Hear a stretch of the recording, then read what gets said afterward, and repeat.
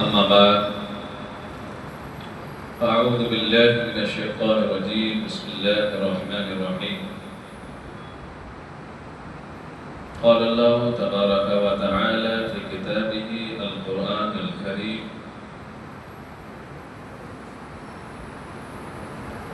ولا تقولوا لمن يقتل في سبيل الله أموات بل أحياء ولكن لا تشعرون آمنت بالله صدق الله العظيم وبلغنا رسوله النبي الأمين الكريم ونحن على ذلك لمن الشاهدين والشاكرين والحمد لله رب العالمين غوث اعظم بمن بسر و ساما مدد قبلہ دی مدد کعبہ ایما مدد بگرداب بلا افتادہ کشتی مدد کن یا معین الدین چشتی قادری امنا رہے یا غوث اعظم می سنم دم دا شیخ احمد رضا خان قطب اعظم می سنم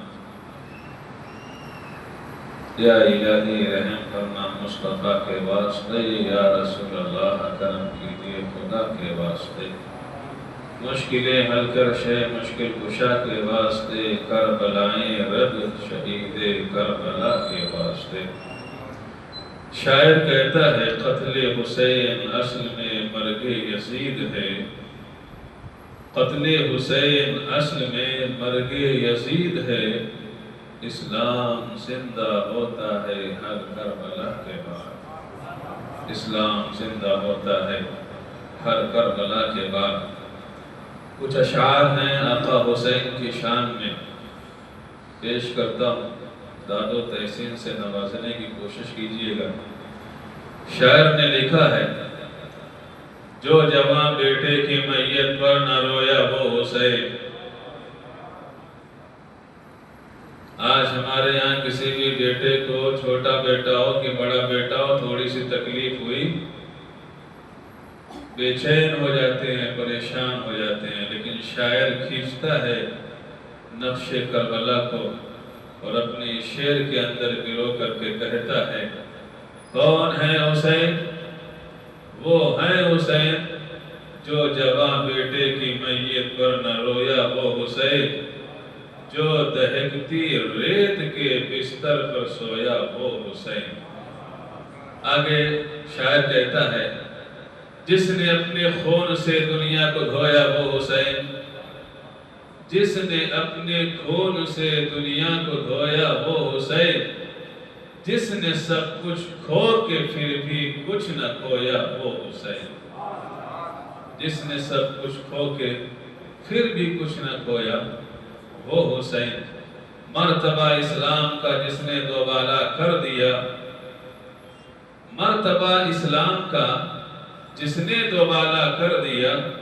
خون نے جس کے دو عالم میں اجالا کر دیا ایک شاعر کہتا ہے ملے گی جنت سبحان اللہ بول دو ملے گی جنت پیے گا کوثر ملے گی جنت پیے گا کوثر اسی کو محشر میں چین ہوگا یاد کیجئے ملے گی جنت پیے گا کوثر اسی کو محشر میں چین ہوگا نبی محبت کریں گے اس سے کہ جس کے دل میں حسین ہوگا نبی محبت کریں گے اس سے کہ جس کے دل میں حسین ہوگا الحمدللہ میں نے آیت کریمہ کی تلاوت کا شرف حاصل کیا اللہ فرماتا ہے اے لوگوں جو اللہ کی بارگاہ میں قربان کیے جائیں اس کی راہ میں شہید کیے جائیں انہیں مردہ نہ کہو بلکہ وہ زندہ ہیں ہمارا ماننا ہے اس آیت کے تحت ہمارا عقیدہ اور ایمان ہے کہ کربلا کے اندر جتنی بھی نفوس قدسیاں میدان کربلا میں آ کر کے اور راہ خدا میں اپنی جانوں کو قربان کیا،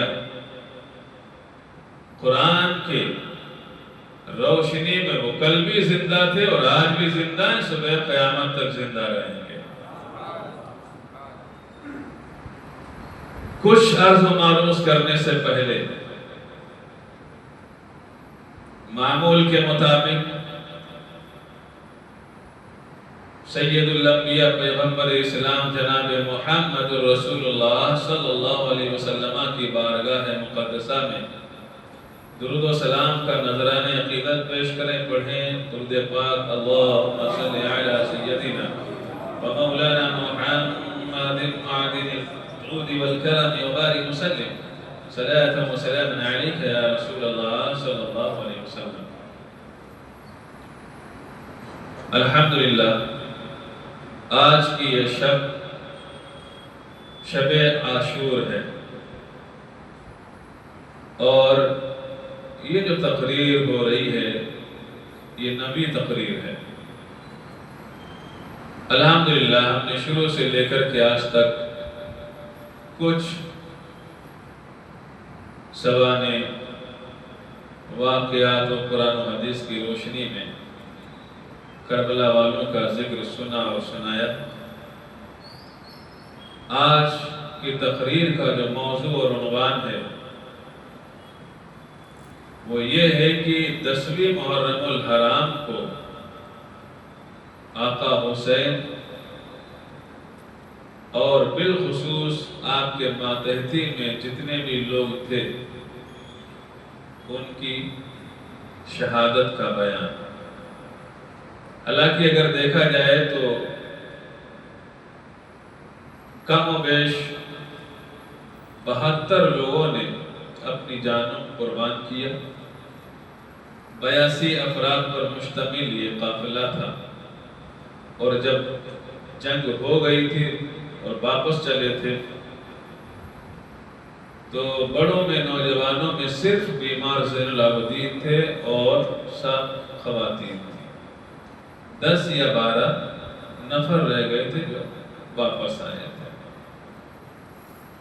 اگر ہم 10ویں محرم کے ہر فرد کی شہادت کا بیان تفصیل کے ساتھ میں کریں تو ہمیں پوری رات چاہیے، لیکن میں کچھ مختصر طور سے آپ حضرات کے سامنے 10ویں محرم کو جو کربلا کے میدان میں ہوا اس کو سنانے کی کوشش کریں گے۔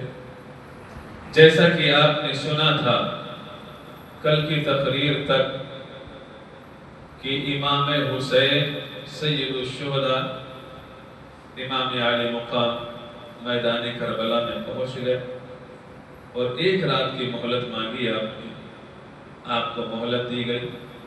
یہی وہ رات تھی جو آخری رات تھی، اور آقا حسین نے بطور مہلت یزیدیوں سے مانگی تھی۔ یزیدیوں نے مہلت تو دے دی تھی، لیکن رات بھر کباب و شراب و شباب چل رہے تھے ان کے یہاں، لیکن آقا حسین کے خیموں کے اندر شراب و شباب و کباب نہیں تھا معاذاللہ۔ قرآن کی تلاوت تھی تو اللہ کی بارگاہ میں سجدے اور رکوع اور قیام تھے، ذکر و اذکار تھے، قرآن پاک کی تلاوتیں ہو رہی تھی اور دعا و استغفار چل رہی تھی۔ پوری رات اسی ماحول میں گزری۔ پھر کیا ہوا؟ صبح کے وقت میں آقا حسین نے صبح کی پو پھٹنے سے پہلے آپ نے سب لوگوں کو جمع کیا اور کہنے لگے ایسا ہے کہ یہ چراغ چل رہا ہے اور سب لوگ یہاں پہ موجود ہیں، ایسا کرو میں سب لوگوں کو اجازت دیتا ہوں، جو جانا چاہے یہاں سے چلا جائے، مجھے اس سے کوئی دل شکنی نہیں ہوگی، مجھے اس سے کوئی ناراضگی نہیں ہوگی، مجھے کوئی اس سے شکوہ نہیں ہوگا۔ جو ہمارے ساتھ آیا ہے وہ گھر واپس لوٹ سکتا ہے، جا سکتا ہے۔ کیوں؟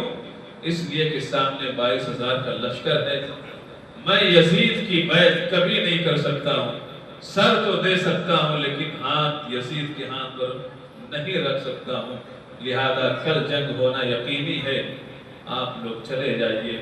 اگر آپ لوگوں کو شرمندگی ہو رہی ہے کہ چراغ کے اجالے میں ہم جائیں گے تو ہم کیسے جائیں؟ امام حسین کے سامنے سے آپ نے کیا کیا؟ کہا ٹھیک ہے، میں حکم دیتا ہوں چراغ کی بتی کو گل کر دیا جائے، اور جب اندھیرا چھا جائے تو پھر آپ میں سے جو جانا چاہے چلا جائے، میری طرف سے بخوشی اجازت ہے۔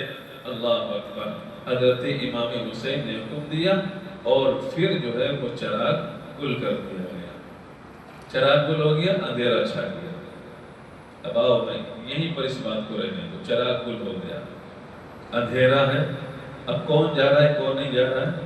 یہ دیکھیے اسی خیمے کے اندر امام حسین کے جہاں بڑے بیٹے اور چھوٹے بیٹے اور قاسم اور بھانجے اور بھتیجے سب تھے، وہیں ایک شخصیت آپ کے بھائی عباس علمبردار بھی تشریف فرما تھے۔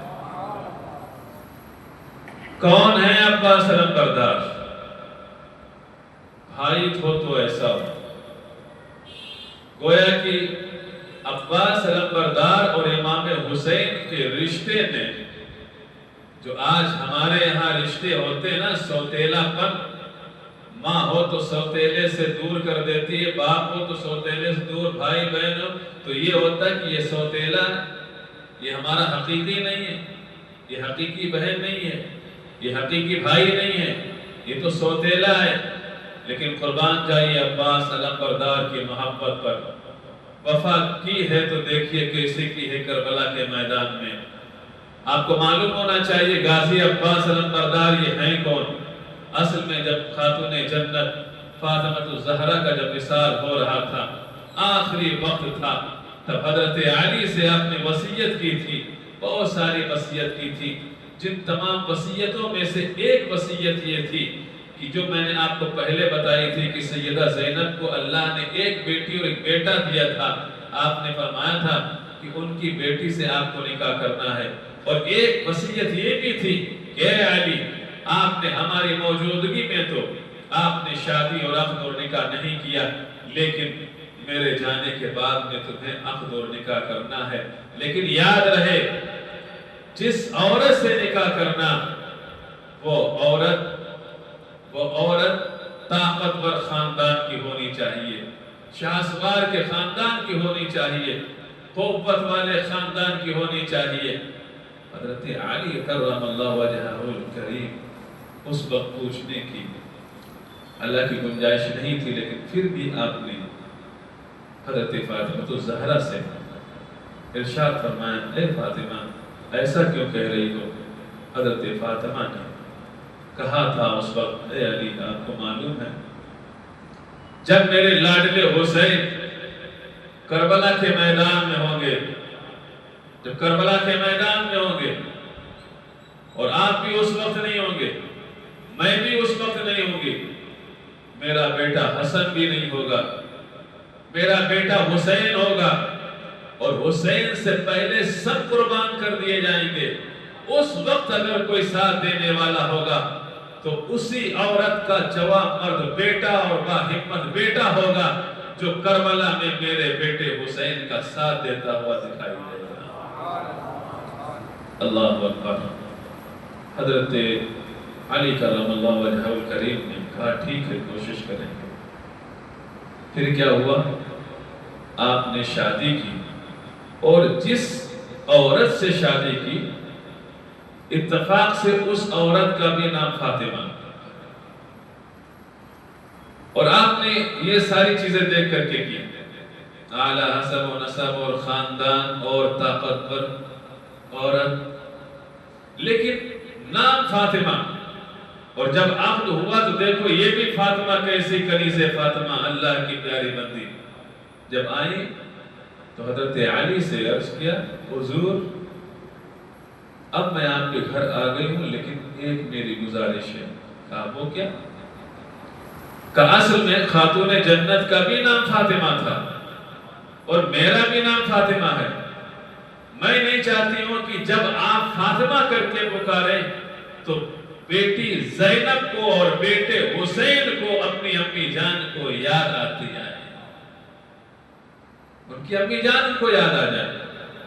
جب آپ فاطمہ بلائیں گے تو ظاہر سی بات ہے آقا حسین جو ہیں انہیں اپنی امی جان کی یاد آئے گی، سیدہ زینب کو اپنی امی جان کی یاد آئے گی۔ میں یہ نہیں چاہتی کہ آپ جب بلائیں تب سیدہ زینب اور حسین کے دل کو تکلیف پہنچائے۔ پھر کیا کیا جائے؟ آپ اپنے حساب سے نام رکھ دیجئے۔ تو پھر انہی فاطمہ کا نام رکھا گیا ام البنین، ام للبنین، یعنی بیٹوں کی ماں۔ اور ان سے تقریباً حضرت علی کے ذریعے اللہ رب العزت نے 4 سے 5 بیٹے عطا فرمائے، اور سب بیٹے جوان مرد و کڑیل و باہمت و لمبے و ترنگے۔ ان تمام بیٹوں میں سب سے لہیم و شہیم و چوڑے لمبے اگر کوئی بیٹا تھا حضرت علی کا، ان سے فاطمہ سے ام بنین سے، تو وہ غازی عباس علمبردار ہی کی ذات تھی۔ آپ کے جسم کے بارے میں بتایا جاتا ہے کہ آپ کا شولڈر بہت مضبوط، آپ کا سینہ بہت چوڑا، اور اتنے لمبے اور چوڑے تھے کہ اونٹ کو اگر پانی یا چارہ دیتے تھے تو اس کی پشت کے اوپر ہاتھ رکھ کر کے کھڑے ہو جایا کرتے تھے۔ اتنے لہیم اور شہیم، اللہ اکبر، اور اتنے خوبصورت تھے کہ آپ کو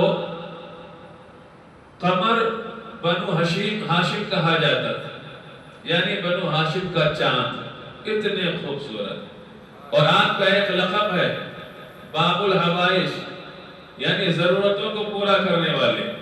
اور یہ کتابوں کے اندر لکھا ہوا ہے کہ غازی عباس کی بارگاہ میں اگر کوئی حاجت مند اپنی حاجت کو، ضرورت کو رکھتا ہے تو غازی عباس علمبردار کے وسیلے سے اللہ رب العزت اس کی کوئی بھی حاجت کو رد نہیں فرماتا ہے، بلکہ ان کے نام کے وسیلے سے اللہ ہر حاجت مانگنے والے کو حاجت پوری فرما دیتا ہے۔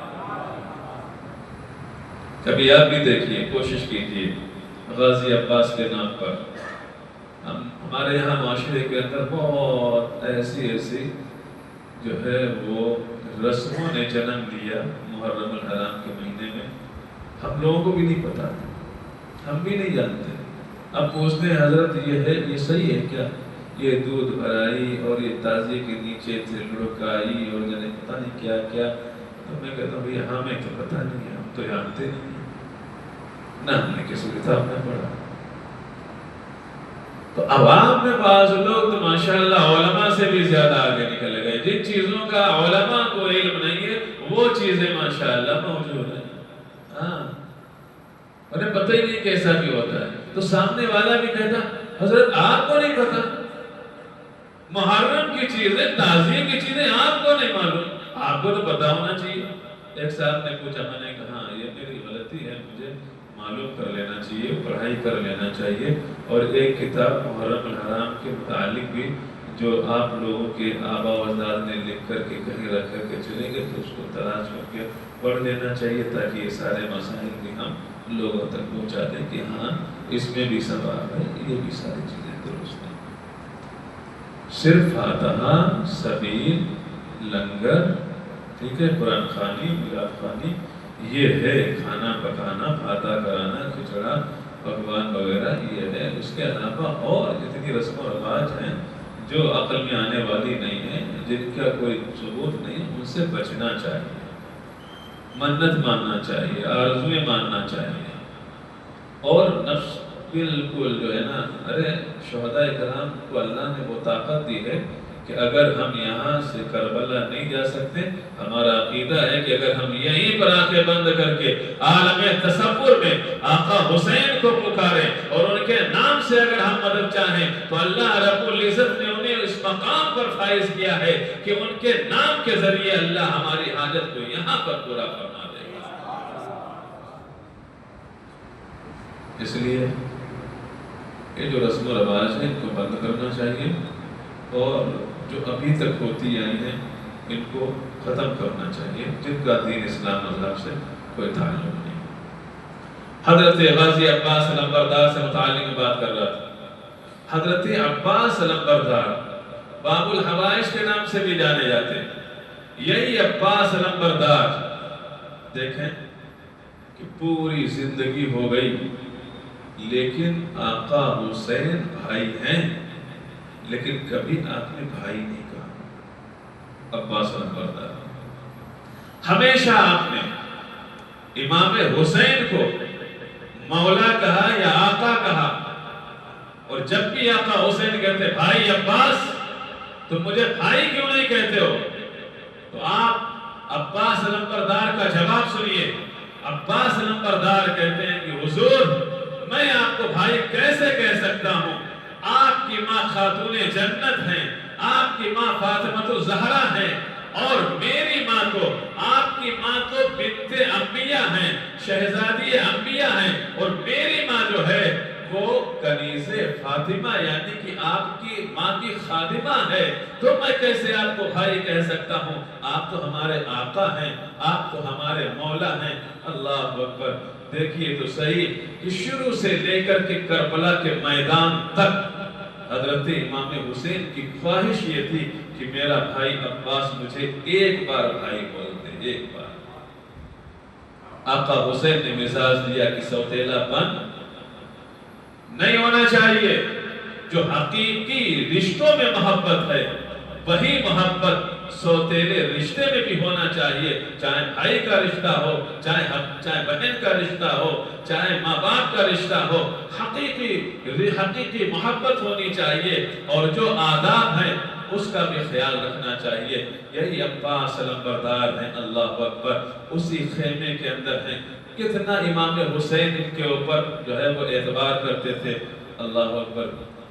روایت میں ہے، آپ پڑھیں، یہ کئی ساری کتابوں میں ہے کہ حضرت ابو بکر صدیق رضی اللہ تعالیٰ عنہ کو جو مقام ملا، آپ سب جانتے ہیں افضل البشر بعد الانبیاء بالتحقیق، حضرت ابو بکر کا مقام انبیاء کے بعد میں سب سے بڑا، امت کے اندر پہلے نمبر پر ہے۔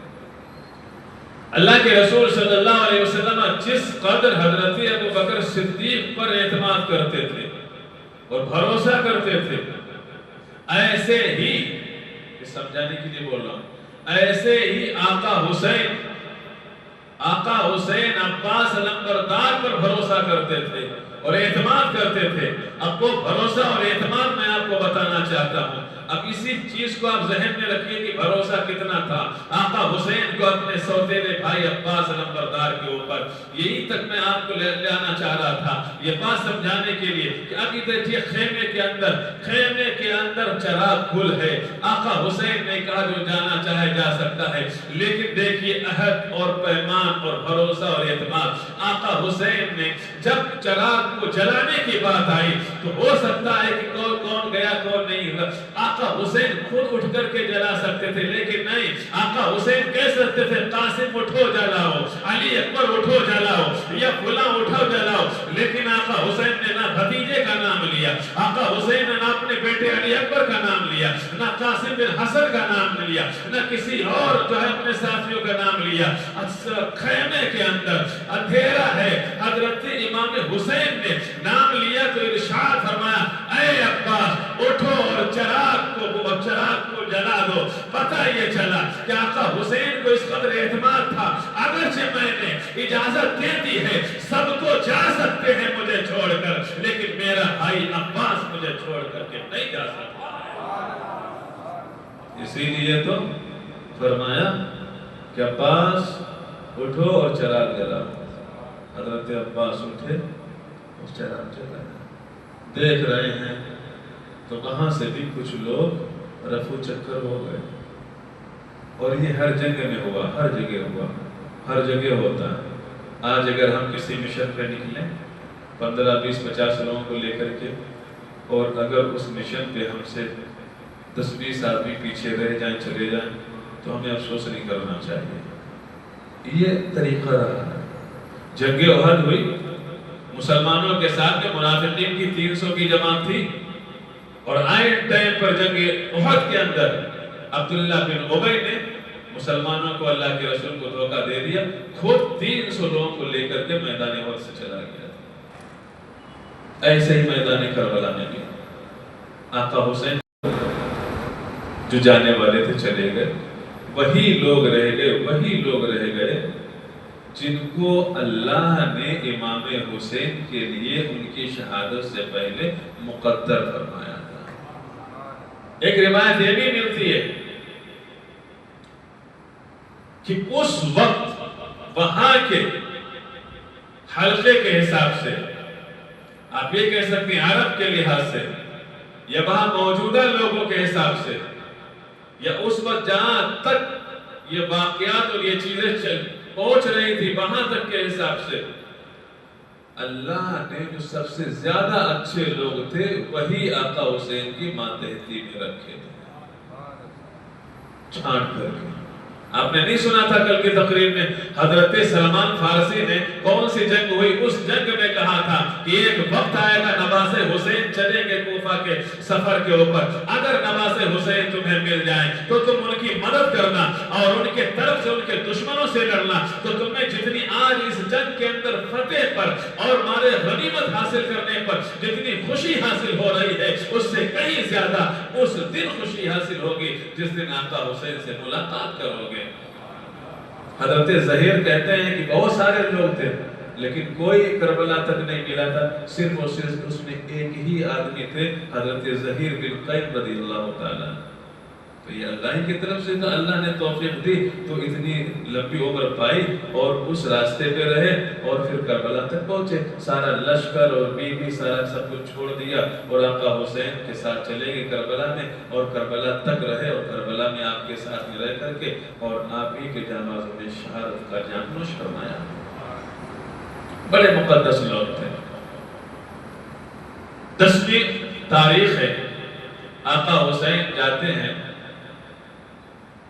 ابن سعد کے سامنے، 22,000 کا لشکر ہے اور یاد دلانا چاہتے ہیں، یہ سب جان رہے ہیں کہ کون ہے سامنے، لیکن اس کے باوجود تاکہ کل کو یہ نہ کہہ سکیں اللہ کی بارگاہ میں کہ پاک پروردگار مجھے تو کچھ یاد ہی نہیں تھا، میں تو بھول گیا تھا، اسی لیے تازہ تقریر امام حسین نے ان کے سامنے فرمائی اور گئے فرمایا، اے لوگوں تمہیں معلوم نہیں کہ میں کون ہوں؟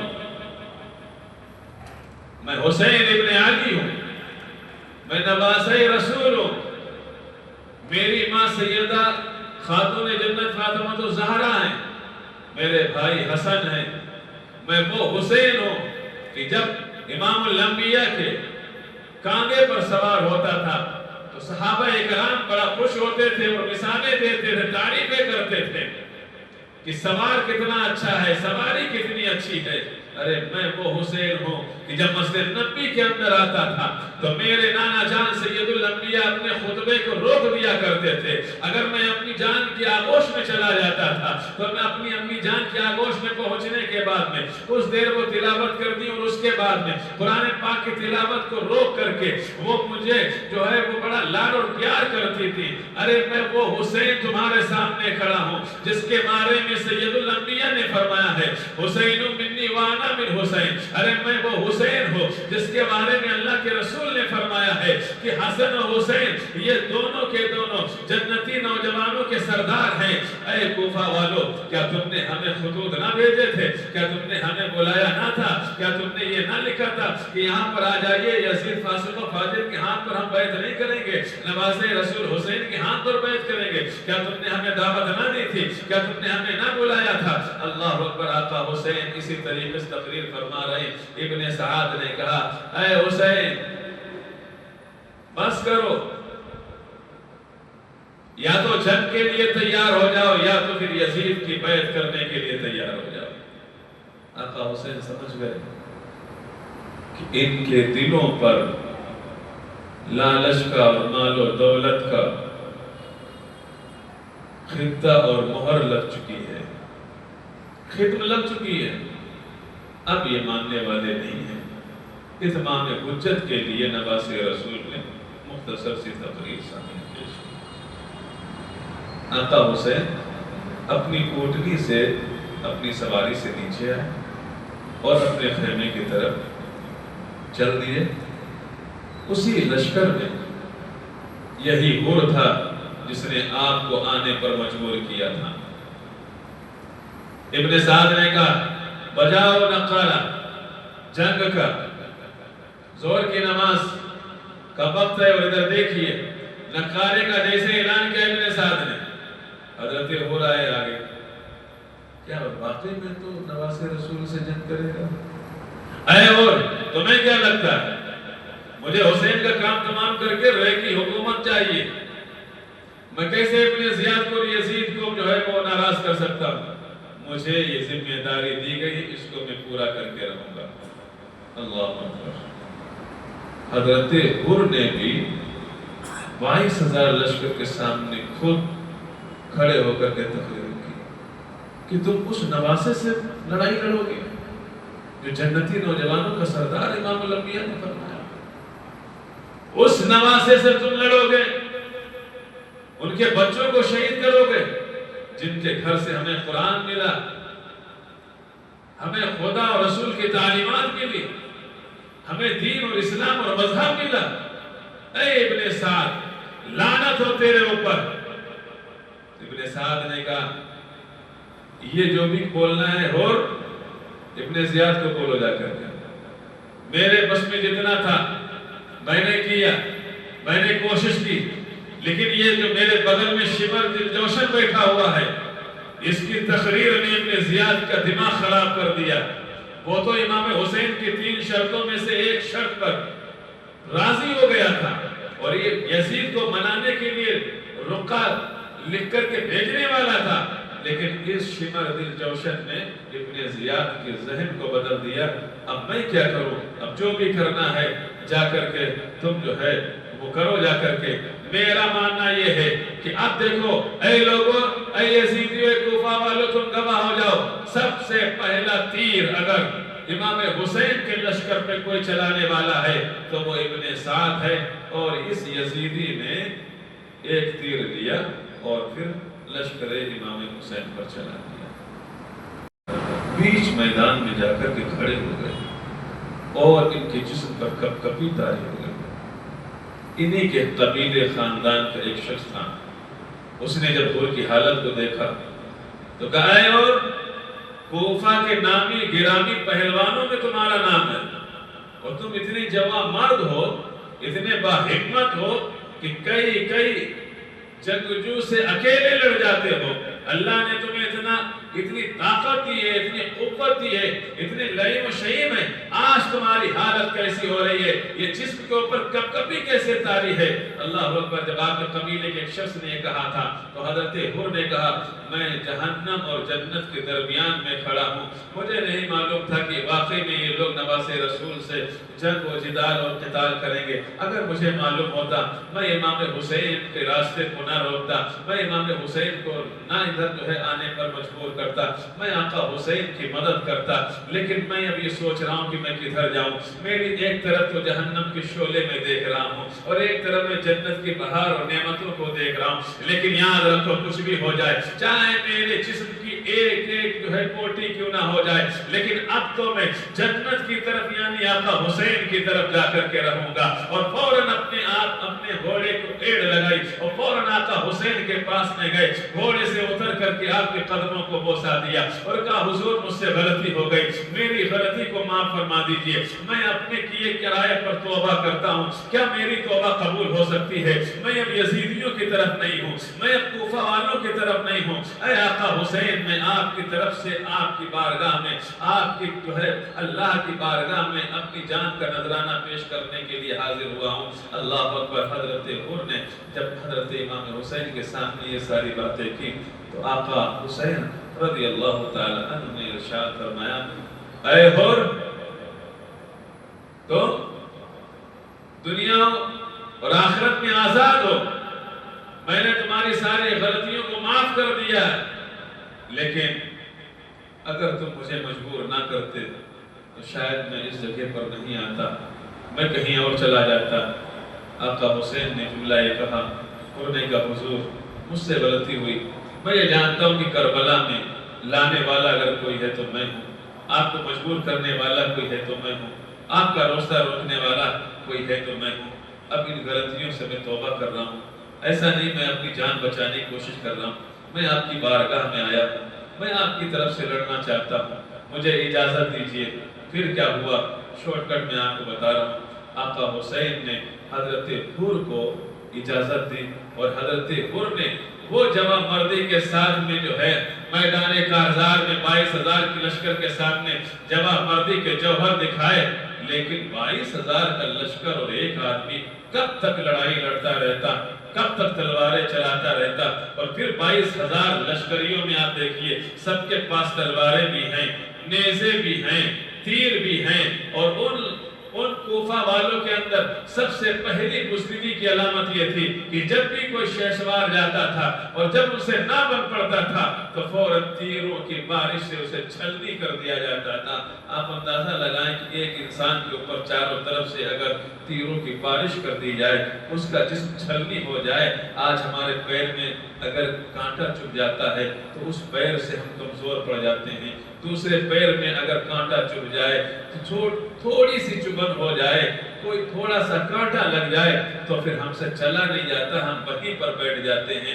2 آدمی ہمیں اٹھا کر کے لے جانے والے ہوں, لیکن غور تو کریں کہ پورا جسم ایک شہید کا چھلنی ہو جاتا ہے تیروں سے, تلواروں سے. اس کے باوجود وہ کہاں تک لڑے. اللہ اکبر. پھر کیا ہوا, حضرت حر ہیں کہ فوراً حضرت حر اپنی سواری سے نیچے آتے ہیں اور کل میں جو ہے وہ آقا حسین کو یاد کرتے ہیں کلمہ تشکر کے ساتھ میں, اور آپ کی جو روح ہے وہ قفص قصری سے پرواز کر جاتی ہے.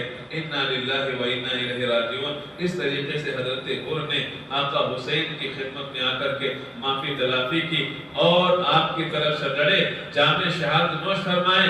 جو لوگ بغداد شریف کا سفر کیے ہوئے ہیں اور بصرہ جاتے ہیں, کوفہ جاتے ہیں, تو انہوں نے دیکھا ہوگا, انہوں نے محسوس کیا ہوگا کہ دیکھیے آقاؤں کے جو ہے زیر سرپرستی میں اللہ رب العزت کیا نعمتیں عطا فرماتا ہے, کیسا مقام عطا فرماتا ہے. حضرت حر کو اہل بیت سے نہیں تھے, حضرت حر بنو ہاشم کے خاندان سے نہیں تھے, لیکن 22,000 لشکر کے ساتھ میں تھے, بے وفاؤں کے ساتھ میں تھے, کوفہ والوں کے ساتھ میں تھے. لیکن آخری وقت میں انہیں توبہ کی توفیق مل گئی, آقا حسین کی طرف آئے اور ان کی جانب سے لڑے, یعنی حق کی طرف سے لڑے. اور پھر اللہ نے آپ کو وہ مقام عطا فرمایا کہ آج بھی کوفہ سے 10 کلومیٹر پہلے آپ کا مزار شریف بنا ہوا ہے اور 24 گھنٹے اللہ رب العزت کے بندوں اور بندیوں کا ہجوم وہاں لگا رہتا ہے. حضرت حر کے میری بھی حاضری ہوئی الحمدللہ, فاتحہ پڑھنے کا موقع ملا اور پھر وہاں سے پھر کوفہ گئے تھے. اس مسجد میں, جس مسجد کے منبر میں حضرت علی رضی اللہ تعالیٰ عنہ کی شہادت ہوئی, اور اسی مسجد کے بیچ میں وہ جو ہے جہاں سے طوفان نوح کا آغاز فرمایا. اور اس کے بعد میں باری باری سے جتنے بھی آپ کے ساتھی تھے سب وقت کے اندر گنجائش نہیں ہے. حضرت عبداللہ بن وہب کلبی, ان کے 17 دن ہوئی تھی شادی کا, اور ان کی بوڑھی ماں تھی, نئی نبیلی دلہن, اور بوڑھی ماں نے, نئی نبیلی دلہن نے پتہ چلا کہ حسین کربلا کے میدان میں ہے اور ایسا معاملہ ہوا ہے. تو پھر ماں اپنے جوان بیٹے کو اور نئی نبیلی دلہن اپنے سہاگ کو لے کر کے آقا حسین کی بارگاہ میں آئی, اور آنے کے بعد نے کہا یہی ایک بیٹا ہے جو ہمارے بڑھاپے کا سہارا ہے. میں بڑی خوش قسمتی محسوس کروں گی آقا حسین اگر اس کو آپ قبول کر لیں گے. اللہ اکبر. نئی نبیلی دلہن بھی تھی, اس وقت کے خاتون کے جذبے کو سلام. ماں تھی, بڑھاپے کا سہارا, اور چین کو اپنے جو ہے وہ جانے دے رہی ہے. یہ نہیں سوچ رہی کہ ہمارے بڑھاپے کا سہارا کون بنے گا, کیا ہوگا آگے چل کر کے. نئی نبیلی دلہن بھی نہیں سوچ رہی کہ میرا سہاگ اجڑ جائے گا, آگے کی زندگی میں کیسے گزاروں گی. لیکن آقا حسین کی بارگاہ میں آتی ہیں ماں اور دلہن, اور اپنے شوہر اور بیٹے کو حضرت امام حسین کی بارگاہ میں لا کر کے کہتی ہیں اس کو قبول کر لیجئے. دلہن یہ کہتی ہے کہ آپ اس کو قبول کر لیجئے, میرے شوہر نامدار ہیں, لیکن بس دعا یہ کر دیجئے کہ جب میرا یہ شوہر وہب بن عبداللہ بن وہب جب اس کی روح جنت کے اندر جا رہی ہو تو پھر یہ اکیلے نہ جائے بلکہ مجھے ساتھ میں لے کر کے جائے. میرا ساتھ اس کے ساتھ میں ہونا چاہیے۔ آقا حسین نے فرمایا تھا اگر تمہاری خواہش یہ ہے تو اللہ رب العزت تمہاری اس خواہش کو قبول کرے گا۔ بہن پریشان نہ ہو، تاریخ بتاتی ہے یہ 17 دن ہوئے تھے ابھی شادی کے، یہ نوجوان چلا تھا بڑی جوان مردی کے ساتھ میں میدان کربلا کے اندر 22,000 لشکریوں کا مقابلہ کیا۔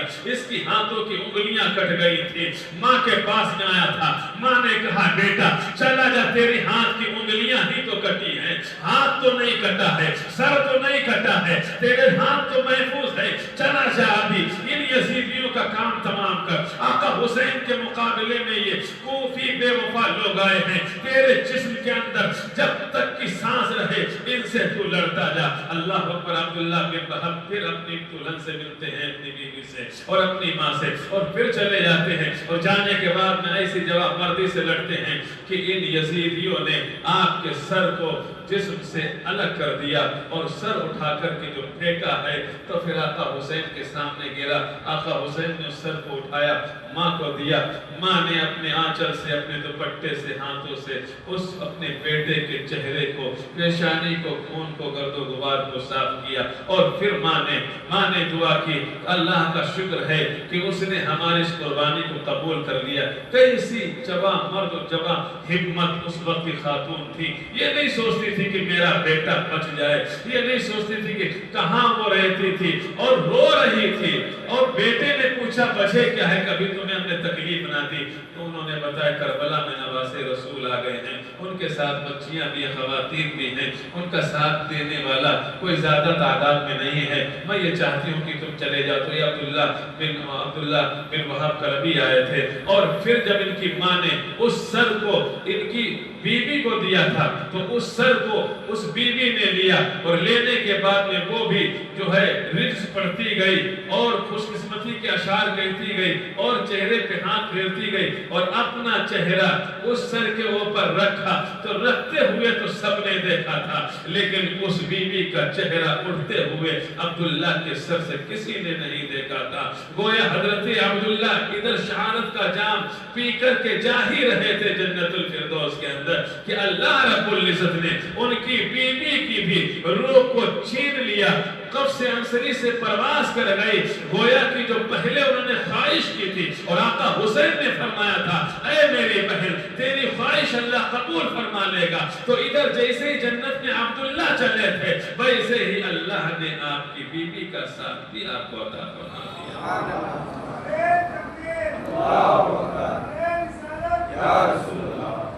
ان کے بعد میں فرزندان عقیل، فرزندان علی، حضرت علی رضی اللہ تعالیٰ عنہ کے جو دوسری بیویوں سے بیٹے تھے جو حضرت امام حسین کے سوتیلے بھائی، ان سب کی شہادت کا نمبر آیا، سب نے جام شہادت نوش فرمایا۔ پھر حضرت امام حسن کے بیٹے امام قاسم کی شہادت ہوئی، پھر اس کے بعد میں نمبر آتا ہے بھائی عباس علمبردار کا۔ میں عباس علمبردار کی بات 5 سے 8 منٹ کے اندر کر کے اور بس بات ختم کرتا ہوں، اس کے بعد میں انشاءاللہ کل ہم امام علی اصغر، امام علی اکبر اور امام حسین کی شہادت بیان کرنے کی کوشش کریں گے۔ عباس علمبردار سب لوگ شہید ہو گئے، اب کون بچا؟ آقا حسین، امام علی اکبر اور ننوں میں امام علی اصغر، عباس علمبردار۔ بڑوں میں آپ دیکھ لیجئے خیمے کے باہر صرف 3 لوگ ہیں، عباس علمبردار، امام حسین، امام علی اکبر، صرف 3 لوگ بچے ہوئے ہیں، سب شہید ہو گئے۔ لیکن حضرت عباس علمبردار کی بھتیجی حضرت بچی سکینہ آئیں، اور آنے کے بعد بابا جان تھوڑا دور ہیں، مدینہ سے لے کر کے آج تک آپ نے ہماری ہر خواہش کو پورا کیا، کاش آپ آخری خواہش پوری کر دیں۔ بیٹی کیا بات ہے بتاؤ،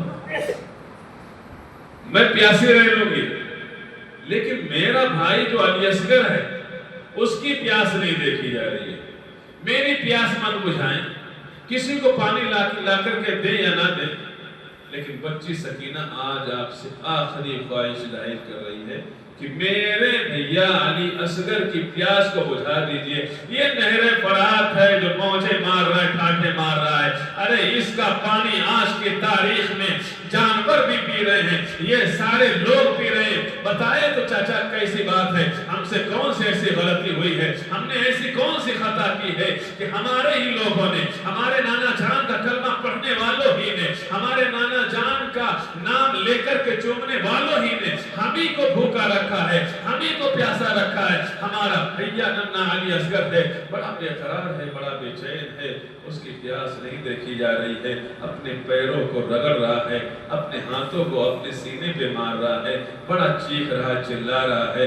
شہربانوں بھی, امی بھی جو ہے پریشان ہیں, پھوپھی زینب بھی بڑا پریشان ہے. چچا ایک خواہش ہے, تھوڑا سا پانی لا دو, زیادہ پانی مت لانا, اتنا پانی لا دو کہ میرے بھائی علی اصغر کی پیاس جو ہے وہ چلی جائے. اللہ اکبر. جب عباس علمبردار نے بچی سکینہ کی یہ اوزاری اور یہ باتیں سنی تھی تو حضرت عباس علمبردار سے رہا نہیں گیا. علم اٹھانے والے تھے عباس علمبردار, بڑی محبت کرتے تھے امام حسین آپ سے, بڑا اعتماد کرتے تھے. امام حسین کے پاس میں گئے اور کہنے لگے, آقا مجھے اجازت دیجئے, سب لوگ رنگ میں جا چکے ہیں, اب میری باری ہے, میں جانا چاہتا ہوں, آپ کو نہیں جانا ہے. اے عباس, اگر تم چلے گئے, تم نے دیکھا کہ سب باری باری سے چلے گئے, اگر تم چلے جاؤ گے تو پھر ہمارا کیا ہوگا, ہمارا جھنڈا اٹھانے والا کون ہوگا؟ ادھر سے جھنڈا اٹھانے والا کوئی دوسرا نہیں ہے, اب کون جھنڈا اٹھائے گا؟ عباس علمبردار کر رہے ہیں, اے مولا حسین, اصل میں بچی سکینہ کی آہوزاری بے قراری اور علی اصغر بھتیجے کی پیاس ہمیں تڑپا رہی ہے, ہم سے دیکھا نہیں جا رہا ہے, ہم پانی لانے کی کوشش کر رہے ہیں, شاید کہ یہ ظالم و جابر اور اشقیاء بذات لوگ یہ ہمیں پانی لینے کی جو ہے توفیق عطا فرما دے. اللہ اکبر. عباس علمبردار نے جب استغاثہ پیش کیا, آقا حسین نے نہ چاہ کر کے بھی پھر آپ کو اجازت دینی پڑی. اللہ اکبر. حضرت عباس علمبردار چلے ہیں مشکیزے کو لے کر کے نہر فرات پر, اور نہر فرات کے اندر آپ کی سواری نے 2 قدم 2 پیر پانی کے اندر ڈالے ہیں. آپ نے مشکیزے کو کھرا, گھوڑے کی طرف اشارہ کیا, روایت ملتی ہے, لیکن گھوڑے نے پانی نہیں پیا. پتہ یہ چلا کہ اہل بیت کے جو شیر لوگ ہیں ان کے جانور بھی پہچانتے ہیں, ان کو جانتے ہیں کہ یہ ابھی تک کئی دنوں سے بھوکے اور پیاسے ہیں. علی اصغر بھی خیمے کے اندر بھوکا اور پیاسا ہے, بچی سکینہ بھی پیاسی ہے, تو بھلا میں کیسے جو ہے سیراب ہو جاؤں؟ عباس علمبردار نے بھی چلو اٹھا کر کے پانی پینا چاہا تھا, لیکن پیاسوں کی بے قراری بے چینی نے آپ کو تڑپا کر کے رکھ دیا. چلو میں پانی تھا, چاہتے تو آپ پی سکتے تھے اور پی کر کے سارے لوگوں کا کام تمام کر سکتے تھے. کربلا کے میدان میں کسی کو کھانے کی ضرورت نہیں تھی, کسی کو جو ہے کسی اور چیز کی ضرورت نہیں تھی, ہر کوئی لڑ کر کے آتا تھا. امام حسین سے ایک ہی بات کہتا تھا کہ حضور بس چند قطرے اگر پانی کے مل جائیں تو ان کو ہم سب کو ہلاک کر دیں گے, ان کا خاتمہ کر دیں گے. لیکن پانی کہاں, پیاسے رہ کر کے امتحان دینا تھا, پیاسے رہ کر کے آزمائش پر کھڑا اترنا تھا. حضرت عباس علمبردار نے پانی کو چھوڑا اور مشکیزے کو بائیں جانب لٹکایا اور فوراً جو ہے ایڑ لگائی اور چلے ہیں. جیسے چلنا تھا کہ 22,000 کے لشکر کے اندر جو تعداد رہ گئی تھی اس میں شور و شرابہ برپا ہوا اور آوازیں اٹھنے لگی, اے لوگوں, ان کے اوپر 3 دن سے پانی اور کھانا بند کر دیا گیا, تو ان علی کے شیروں نے ہمیں ہلا کر کے رکھ دیا ہے, ہمارے بڑے بڑے جوان مرد کو موت کے گھاٹ اتار دیا ہے, مولی اور گاجر کی طرح انہوں نے چیر اور پھاڑ کر کے رکھ دیا ہے. لیکن یاد رہے, اگر حسین کے خیمے کے اندر اگر پانی پہنچ گیا تو ہم میں سے کوئی بھی زندہ نہ رہے گا, ہماری عورتیں بیوہ ہو جائیں گی, ہمارے بچے یتیم ہو جائیں گے. یاد رکھو, عباس علمبردار کا مشکیزہ خیمہ حسین تک پہنچنا نہیں چاہیے. ایسا کرو حملہ کر دیا جائے. ابن سعد کا جب یہ حکم ہوا تو پھر کیا ہوا, ایک طرف سے حملہ ہوا بلکہ چاروں طرف سے تیروں کی بارشیں ہونے لگی. عباس علمبردار ایسے باہمت شیر علی تھے, حضرت شیر خدا کے شیر تھے کہ ہر طرف سے تمام تر جانب سے تیروں سے اس مشکیزے کو آپ نے بچایا. اتفاق کی بات, پیچھے سے ایک یہ کوفی یزیدی نے جس کا کی نام زرارہ تھا، اس نے آپ کے بائیں جانب ایسا وار مار کیا تلوار کا کہ آپ کا پورا ہاتھ جو ہے وہ چلا گیا۔ فوراً آپ نے بائیں جانب سے دائیں جانب اپنے مشکیزوں کو لے لیا، اور ایک ہاتھ میں مشکیزہ ہے اور اسی ہاتھ سے آپ اپنے گھوڑے کو ہکارتے ہوئے آگے بڑھتے جا رہے ہیں۔ آدھا میدان آپ نے جو ہے طے کر لیا تھا۔ پھر شور و شرابہ ہوا۔ ابن سعد نے کہا اے لوگو تم پر لعنت ہو، یہ دیکھو عباس ہے، یہ شیر ببر کی طرح چیرتا پھاڑتا ہوا خیمہ حسین کی طرف جا رہا ہے۔ تمہیں معلوم ہونا چاہیے اگر یہ 5 مشکیزہ چلا گیا خیمہ حسین کے اندر تو تم میں سے کوئی نہیں بچے گا۔ تم اگر اپنی جان کی سلامتی چاہتے ہو تو عباس کو پہنچنے مت دو، عباس کے مشکیزوں کو توڑ دیا جائے، عباس کو دیا جائے۔ جب ابن سعد نے کہا تھا تو پھر کیا ہوا؟ آپ کو آگے سے آگے کئی صف نے گھیرا اور گھیر کر کے تابڑ توڑ آپ کے اوپر وار کیا گیا۔ پھر بھی آپ دیکھیے عباس نمبردار ہیں، اپنے آپ کو اپنی سواری کو اب بچاتے ہوئے ایک پھر شقی القلب نے آپ کے دائیں جانب وار کیا تو آپ کا جو ہے دایاں ہاتھ جسم سے الگ ہو جاتا ہے۔ باہر شیر خدا ہمت دیکھیے کہ دونوں ہاتھ چلے گئے ہیں، مشکیزہ چھوٹنے کو نہیں دے رہے۔ مشکیزہ پھر کیا کیا آپ نے؟ اس کاندھے سے فوراً جو ہے کٹنے اور الگ ہونے سے پہلے اس کو آپ نے جو ہے اپنے دانتوں کے ذریعے مشکیزے کو اپنے منہ سے دبا دیا اور گھوڑے پر چلے جا رہے، گھوڑے کو لے کر کے اللہ پر۔ تیسری بار ابن سعد نے للکارا تھا یزیدی قوم کو کہ دیکھو عباس نمبردار اب بھی مشکیزہ لے کر کے جا رہا ہے۔ پھر کیا ہوا؟ کسی یزیدی نے جو ہے نشانہ تان کر کے مشکیزے کے اوپر جو ہے لگایا تھا تو مشکیزے کو توڑتا ہوا حضرت عباس نمبردار کے سینے میں بے بس ہو گیا تھا۔ 22 تیر آپ کے جو ہے سر مبارک میں لگے تھے، اور پھر یہ ہوا کہ جب دیکھا کہ عباس نمبردار